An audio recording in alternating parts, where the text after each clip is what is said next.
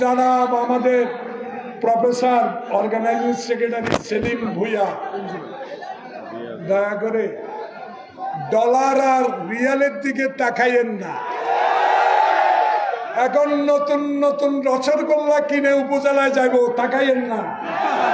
যারা খাঁটি, যারা জেলে গিয়েছে, যারা হাঁটুপানিতে দাঁড়িয়েছিল, যারা কবরস্থানে ঘুমিয়েছে, তাদেরকে মূল্যায়ন করতে হবে। এমপি হন, এমপি আল্লাহ দিব। এমপি কপালে থাকতে লেখা দেখবো অনেক নেতা এখানে আমার বন্ধুরা আছেন, কতজনের নাম করবো। আর এমপি কপালে লেখা থাকলে আল্লাহ রসুল লেখা বলেছে। কিন্তু যদি কর্মীদের মূল্যায়ন না করে খালি কেউ কেউ ডলার আর রিয়ালের জোরে নমিনেশন পান, এটা কল্পনা করেন না। এটার নাম তারেক রহমান, এটার নাম তারেক রহমান।